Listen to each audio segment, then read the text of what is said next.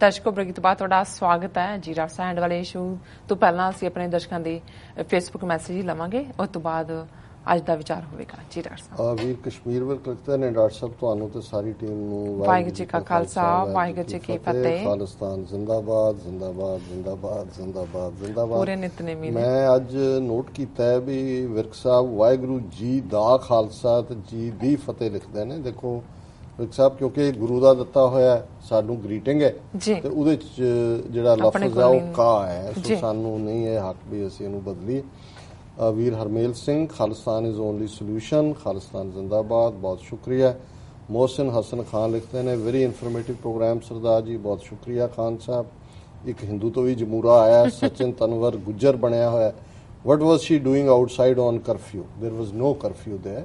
ਲੋਕ ਉਹ ਆਪਣਾ ਜਿਹੜਾ ਸ਼ਾਪਿੰਗ ਕਰ ਰਹੇ ਸੀ ਜਿਵੇਂ ਹੋਰ ਵੀ ਲੋਕ ਸੀ, ਔਰ ਜਿਹੜੇ 70 ਦੇ ਕਰੀਬ ਸਿਵਿਲੀਅਨਸ ਨੇ ਉਹ ਕਰਫਿਊ 'ਚ ਨਹੀਂ ਸੀ ਆਏ ਹੋਏ। ਸੋ ਇਹ ਆਪਣੇ ਵਿਚਲਾ ਜਿਹੜਾ ਜ਼ਹਿਰ ਹੈ ਇਹਨੂੰ ਛੱਡੋ ਹਿੰਦੂ ਤਵੀਓ। ਸ਼ਿੰਦਾ ਜੋਸ਼ਨ ਵਾਹਿਗੁਰੂ ਜੀ। ਬੇਅੰਤ ਸਿੰਘ ਖਾਲਿਸਤਾਨੀ ਖਾਲਿਸਤਾਨ ਜ਼ਿੰਦਾਬਾਦ। Surinder Singh Changra Iftikhar Mateen nice programme.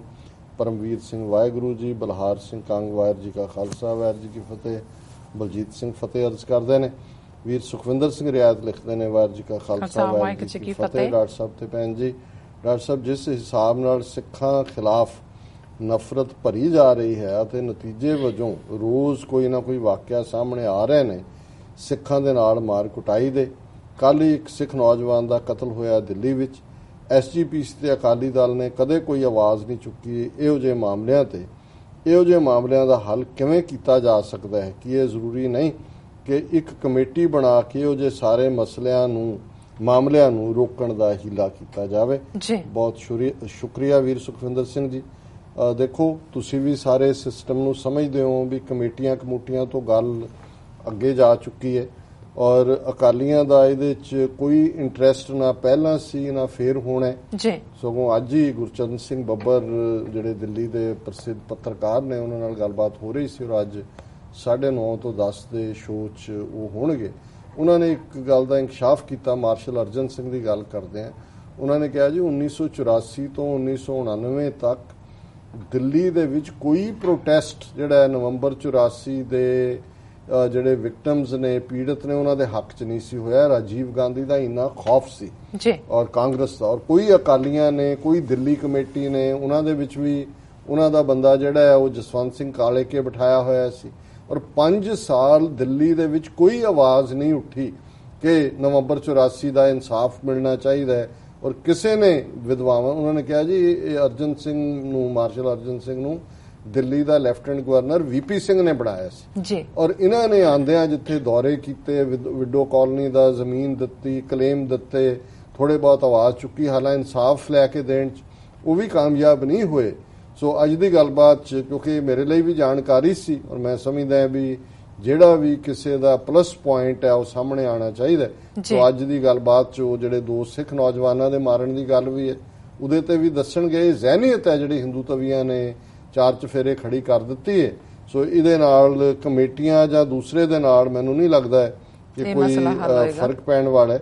ਇਸ ਸਾਰੇ 'ਚੋਂ ਸਾਨੂੰ ਇਹੀ ਦੇਖਣਾ ਪਏਗਾ ਕਿ ਅਸੀਂ ਕਿਵੇਂ ਆਪਣਾ ਘਰ ਬਣਾਉਣ ਦੀ ਜਿਹੜੀ ਗੱਲ ਹੈ ਉਸ ਤੱਕ ਪਹੁੰਚੀਏ ਜਿਹਦੇ 'ਚੋਂ ਅਸੀਂ ਅਲਟੀਮੇਟਲੀ ਇਨਸਾਫ ਲੈ ਸਕਦੇ ਹਾਂ। ਦੂਸਰੇ ਸੈਕਸ਼ਨ 'ਚ ਵੀ ਹਾਲਾਂ ਤੁਸੀਂ ਮੈਨੂੰ ਇਸ਼ਾਰਾ ਕੀਤਾ ਹੈ ਕਿ ਵੀ ਗੱਲ ਟਾਈਮ ਹੋ ਗਿਆ ਜੀ, ਪਰ ਮੈਂ ਨਿੰਦਰ Singh ਪੰਗਲੀਆ .17 finally I became monthly recurring donor to TV84, would like to request other listeners to do so please. Dr. Sahab show is worth every penny. Waheguru ji ਕਾ ਖਾਲਸਾ ਵਾਹਿਗੁਰੂ ਜੀ ਕੀ ਫਤਿਹ। ਬਹੁਤ ਬਹੁਤ ਸ਼ੁਕਰੀਆ ਪੰਗਲੀਆ ਸਾਹਿਬ, ਔਰ ਤੁਹਾਡੀ ਅਪੀਲ ਨੂੰ ਮੈਂ ਵੀ ਦੁਹਰਾ ਦਿੰਦਾ ਕਿ ਭਾਈ ਸਾਨੂੰ ਤੁਸੀਂ ਖਲੋਵੋ ਨਾਲ ਤੇ ਅਸੀਂ ਇਸ ਗੱਲ ਨੂੰ ਜਾਰੀ ਰੱਖਣਾ ਚਾਹੁੰਦੇ।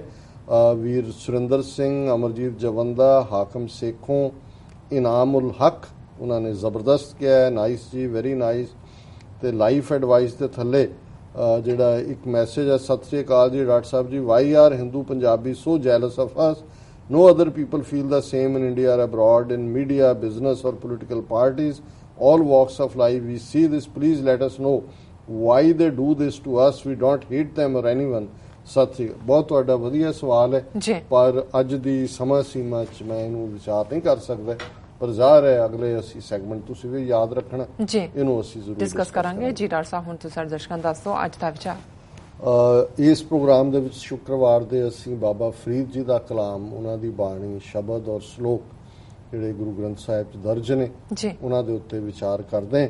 ਔਰ ਅੱਜ 3 ਸ਼ਲੋਕ ਜਿਹੜੇ ਨੇ 90, 91 ਤੇ 92 ਨੰਬਰ ਉਹਨੂੰ ਅਸੀਂ ਵਿਚਾਰ ਅਧੀਨ ਲਿਆਂਦਾ ਹੈ। ਔਰ ਇੰਨੇ ਖੂਬਸੂਰਤ ਇਹ ਸ਼ਲੋਕ ਨੇ, ਉਹਨਾਂ ਦੇ ਵਿੱਚ ਤੁਸੀਂ ਉਸ ਪੀੜ, ਬਿਰਹਾ, ਵਿਰਾਗ ਨੂੰ ਵੀ, ਇੰਟੈਂਸਿਟੀ ਆਫ ਲਵ ਨੂੰ ਵੀ ਮਹਿਸੂਸ ਕਰ ਸਕਦੇ ਹੋ। ਔਰ ਇਹ ਉਸ ਆਪਣੇ ਆਪ ਨੂੰ ਆਧਾਰ ਬਣਾ ਕੇ ਜਦੋਂ ਫਰੀਦਾ ਕਹਿੰਦੇ ਨੇ, ਉਹ ਐਡਰੈਸ ਆਪਣੇ ਆਪ ਨੂੰ ਕਰ ਰਹੇ ਨੇ ਪਰ ਯਾਦ ਸਾਨੂੰ ਸਭ ਨੂੰ ਕਰਵਾ ਰਹੇ ਨੇ।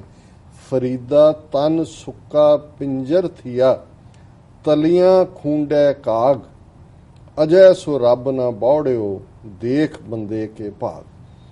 ਕਿ ਜਿਹੜਾ ਸਰੀਰ ਹੈ ਤਾਂ ਹੱਡੀਆਂ ਦੀ ਮੁੱਠ ਬਣ ਗਿਆ ਜੀ, ਪਰ ਇਹਦੇ ਬਾਵਜੂਦ ਜਿਹੜੇ ਵਿਕਾਰਾਂ ਦੇ ਕਾਂ ਨੇ ਉਹ ਤਲੀਆਂ ਦੇ ਉੱਤੇ ਠੂੰਗੇ ਮਾਰ ਰਹੇ ਨੇ।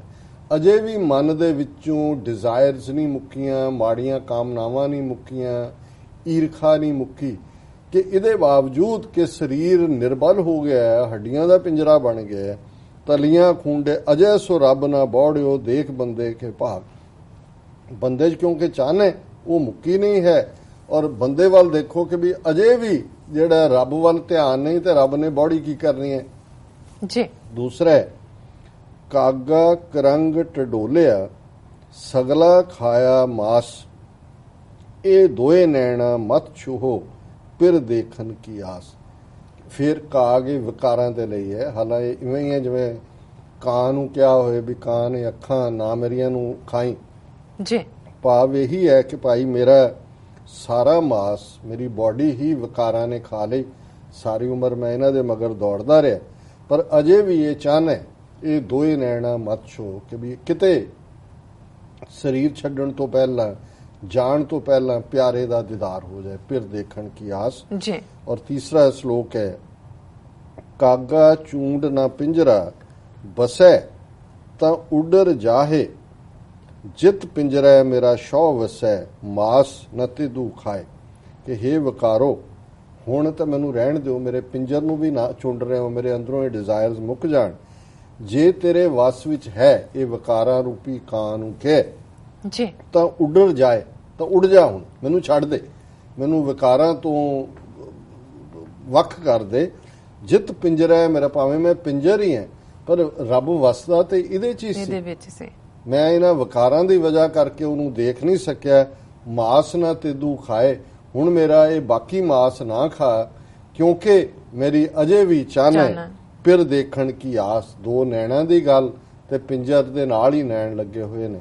ਸੋ ਇਹ ਸਾਡੇ ਲਈ ਸਬਕ ਹੈ ਕਿ ਭਾਈ ਅਸੀਂ ਅਖੀਰ ਤੱਕ ਪਹੁੰਚਦੇ ਹਾਂ ਵੀ ਵਿਕਾਰਾਂ ਦੀ ਅੱਗ ਦੇ ਵਿੱਚ ਸੜਦੇ, ਤੇ ਜੇ ਅਸੀਂ ਉਸ ਤੋਂ ਛੁਟਕਾਰਾ ਪਾ ਲਈਏ ਔਰ ਇੰਨੀ ਚਾਹਨਾ ਹੋਏ, ਫਿਰ ਦੇਖਣ ਕੀ ਆਸ ਹੋਏ, ਅਜੈ ਸੋ ਰੱਬ ਨਾ ਬੌੜਿਓ, ਰੱਬ ਦੀ ਉਡੀਕ ਹੋਏ, ਔਰ ਜਿਤ ਪਿੰਜਰਾ ਮੇਰਾ ਸ਼ੌ ਵਸੈ, ਇਹ ਗੱਲ ਸਮਝ ਆ ਜਾਏ ਕਿ ਮੇਰੇ ਇਸ ਸਰੀਰ ਦੇ ਵਿੱਚ ਪਿਆਰਾ ਵਸਦਾ, ਸ਼ੌ ਵਸਦਾ, ਤੇ ਜਿਹਦੇ 'ਚ ਸ਼ੌ ਵਸਦਾ ਉਸ ਦੇ ਵਿੱਚ ਤੁਸੀਂ ਸ਼ਰਾਬ ਨਹੀਂ ਭੇਜੋਗੇ, ਉਹਦੇ 'ਚ ਤੁਸੀਂ ਵਿਕਾਰ ਨਹੀਂ ਭੇਜੋਗੇ, ਉਹਦੇ 'ਚ ਤੁਸੀਂ ਬਦ ਇਮਾਨੀ ਦੀ ਕਮਾਈ ਨਹੀਂ ਭੇਜੋਗੇ। ਜਦੋਂ ਅਸੀਂ ਇਮਾਨਦਾਰੀ ਔਰ ਇਹ ਸਾਰੀਆਂ ਗੱਲਾਂ ਕਰਦੇ ਹਾਂ, ਉਹ ਇਸੇ ਲਈ ਹੈ ਕਿ ਅਲਟੀਮੇਟਲੀ ਜਿਹੜਾ ਰੱਬ ਦਾ ਘਰ ਹੈ, ਜੇ ਰੱਬ ਕੋਈ ਬਾਹਰ ਨਹੀਂ ਹੈ, ਅੰਦਰ ਵਸਦਾ, ਤੇ ਉਸ ਅੰਦਰ ਨੂੰ ਅਸੀਂ ਕਿੰਨਾ ਗੰਦਲਾ ਬਣਾ ਦਿੱਤਾ ਹੈ ਵਿਕਾਰਾਂ ਦੇ ਨਾਲ, ਮਾੜੀਆਂ ਕਰਤੂਤਾਂ ਦੇ ਨਾਲ, ਕਿ ਰੱਬ ਨੂੰ ਅਸੀਂ ਬਾਹਰ ਕੱਢ ਦਿੱਤਾ ਤੇ ਸ਼ੈਤਾਨ ਦਾ ਉਸ ਨੂੰ ਜਿਹੜਾ ਉਹ ਡੇਰਾ ਬਣਾ ਦਿੱਤਾ।